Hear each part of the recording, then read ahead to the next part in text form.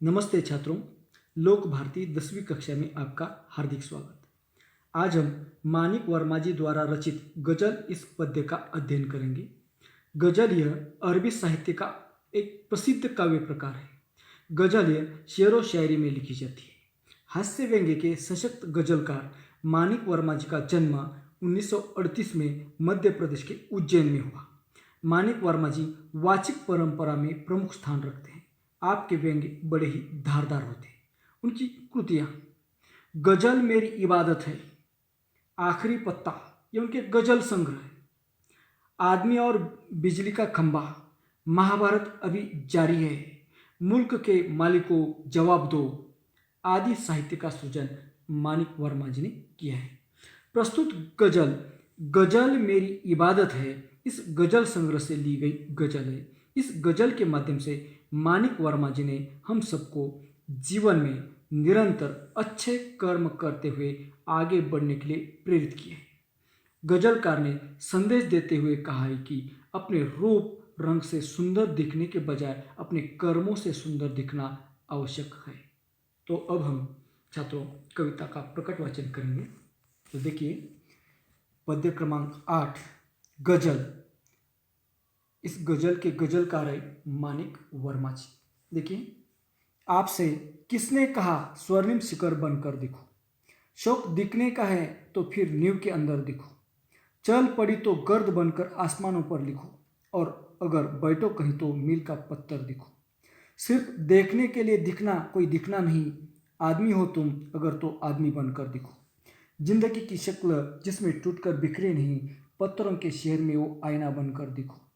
आपको महसूस होगी तब हर एक दिल की जलन, जब किसी धागे सा जलकर मोम के भीतर दिखो। एक जुगनू ने कहा मैं भी तुम्हारे साथ हूँ, वक्त की इस धुंध में तुम रोशनी बनकर दिखो। एक मर्यादा बनी है हम सभी के वास्ते, गर तुम्हें बनना है मोती सीप के अंदर दिखो।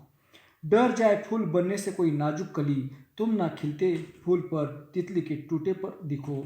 कोई ऐसी शक्ल तो मुझको देखे इस भीड़ में, मैं जिसे देखूं उसी में तुम मुझे अक्सर दिखो। तो छात्रों, इस गजल की एक एक पंक्तियां और उसका सरल भावार्थ देखेंगे। तो देखिए, आपसे किसने कहा स्वर्णिम शिखर बनकर दिखो, शौक दिखने का है तो फिर नींव के अंदर दिखो। यहाँ पर कठिन शब्दार्थ आ गए हैं। स्वर्णिम, स्वर्णिम यानी सोने के रंग का। तो कवि यानी गजलकार मानिक वर्मा जी कहते हैं आजकल हम ऊंचे ऊंचे और चमचमाते हुए शिखरों की प्रशंसा करते हैं, उन्हें देखते हैं, उनकी तारीफ करते हैं। लोग समाज में उन शिखरों के समान ही अपना सम्मान पाना चाहते हैं, परंतु वास्तविक रूप से देखा जाए तो इन शिखरों से भी अधिक महत्व उन ईंटों का और उन पत्थरों का है जिनके कारण ये शिखर आज खड़े हैं। यदि नींव की ईंटों ने गुमनामी के अंधेरे में रहना अगर स्वीकार न किया होता तो इन शिखरों का अस्तित्व नहीं होता।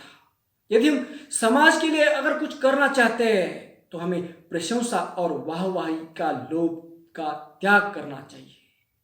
नींव की ईंटों के समान कुछ अच्छा काम करना चाहिए। तो इस प्रकार कवि मानिक वर्मा जी ने हमें नींव की ईंट बनने की प्रेरणा हमें दी। अगली पंक्तियां, चल पड़ी तो गर्द बनकर आसमानों पर लिखो, और अगर बैठो कहीं तो मील का पत्थर दिखो। यहाँ पर कठिन शब्दार्थ आ गए। धूल, गर्द यानी धूल, आसमान, आसमान यानी आकाश।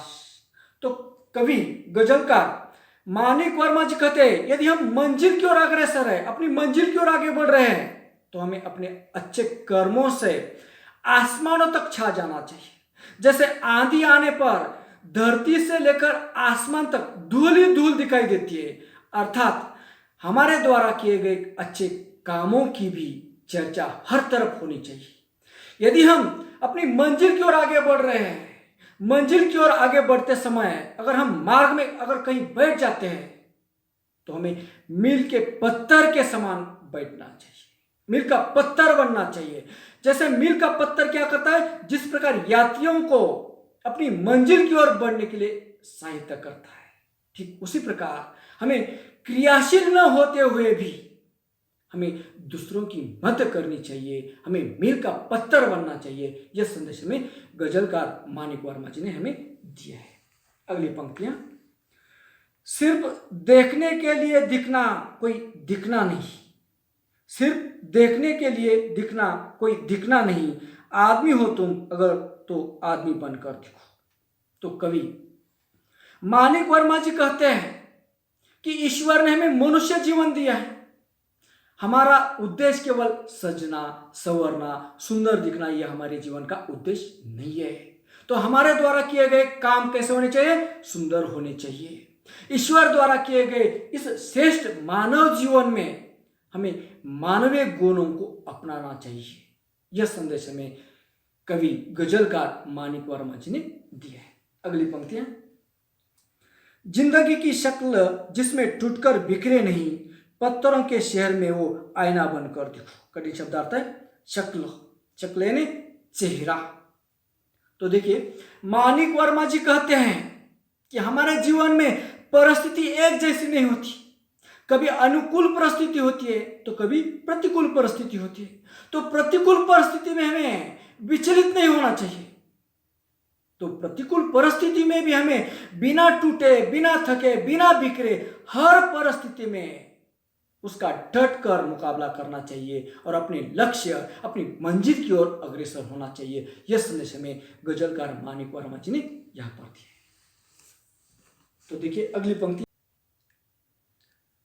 आपको महसूस होगी तब हर एक दिल की जलन, जब किसी धागे सा जलकर मोम के भीतर दिखो। कई शब्द आता है मोम, मोम यानी मोमबत्ती, जिसे अंग्रेजी में कैंडल कहा जाता है।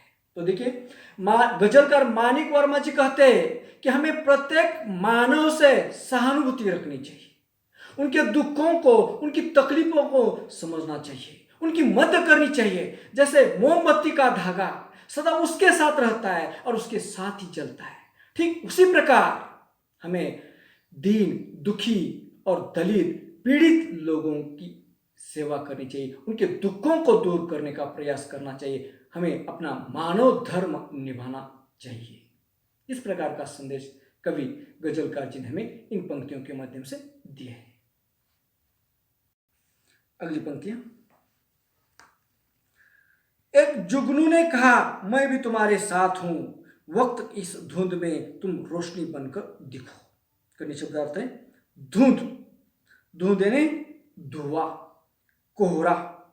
जुगनू, जुगनू यानी रात में चमकने वाला एक कीड़ा है, जिसे मराठी में काजवा बोलते। तो देखिए कवि मानिक वर्मा जी कहते हैं जब वक्त हमारा साथ नहीं देता तब हर तरफ असफलताएं और निराशा का अंधकार दिखाई देता है। ऐसे निराशा से भरे हुए माहौल में एक छोटी सी आशा की किरण भी हमारा सहारा बनती है। कवि यहां पर एक उदाहरण देते हैं, जैसे कि घने अंधकार में एक चमकता हुआ जुगनू निराश और हताश लोगों के मन में आशा की किरण जगा देता है। ठीक उसी प्रकार हमें भी लोगों की मदद करनी चाहिए, जुगनू के जैसा हमें भी काम करना चाहिए। यह संदेश हमें कवि मानिक वर्मा जी ने इन पंक्तियों के माध्यम से दिया है। अगली पंक्तियां, एक मर्यादा बनी है हम सभी के वास्ते, गर तुम्हें बनना है मोती सिप के अंदर दिखो। मर्यादा, कड़ी शब्द आता है मर्यादा, मर्यादा ने सीमा। गर, गर यानी अगर, गर यानी अगर। तो कवि मानिक वर्मा जी कहते हैं सभी मनुष्य के लिए समाज में रहने के लिए कुछ सीमाएं होती है, कुछ मर्यादा होती है। ये सारी मर्यादाओं का हमें पालन करना आवश्यक है, तभी समाज हमें और हमारे व्यवहार को स्वीकारता है। अगर हम समाज में हमारी कोई पहचान बनाना चाहते हैं तो हमें जिस प्रकार सिप के अंदर मोती छिपा होता है, ठीक उसी प्रकार हमें समाज के कल्याण के लिए श्रेष्ठ कर्म करने चाहिए, तब हमारे कर्म ही हमारी पहचान बनते हैं। इस प्रकार समाज का उद्धार करने के लिए, समाज के कल्याण के लिए हमें अच्छे कर्म करने चाहिए। यह संदेश हमें गजलकार मानिक वर्मा जी ने हमें दिया। अगली पंक्तियां, डर जाए फूल बनने से कोई नाजुक कली, तुम ना खिलते फूल पर तितली के टूटे पर दिखो।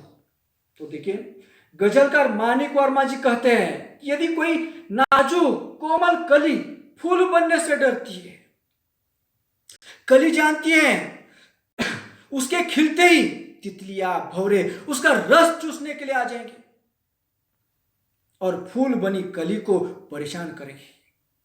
हमें उस कली के डर को दूर करने की कोशिश करनी चाहिए। इस प्रकार का संदेश कवि मानिक वर्मा जी ने हमें इन पंक्तियों के माध्यम से दिए। देखिए अगली पंक्तियां। कोई ऐसी शक्ल तो मुझको दिखे इस भीड़ में, मैं जिसे देखूं उसमें तुम मुझे अक्सर देखो। तो गजलकार मानिक वर्मा जी ने यहां पर बहुत गहरा अर्थ बता दिया। कवि गजलकार मानिक वर्मा जी कहते हैं यह संसार मनुष्य का एक सागर है। यह संसार क्या है? मनुष्य का एक सागर है। भीड़ में जाने अनजाने में अनगिनत चेहरे हर तरफ मुझे दिखाई देते हैं। हे ईश्वर, मैं चाहता हूं कि मैं जिसे भी देखूं मुझे उसी में तुम नजर आ जाओ। यानी ईश्वर कैसे सर्वव्यापक है, इस प्रकार हमें ख्याल रखना चाहिए। इस ईश्वर कैसे सर्वव्यापक है, इस प्रकार का संदेश गजलकार मानिक वर्मा जी ने इन पंक्तियों के माध्यम से हमें दिया है। तो छात्रों, गजल कविता का अध्ययन हम लोगों ने किया है। तो अगली तासिका में हम इस पद्य पर आश्रित जितनी भी कृतियां दी गई उसका अध्ययन अगली तासिका में करेंगे। धन्यवाद।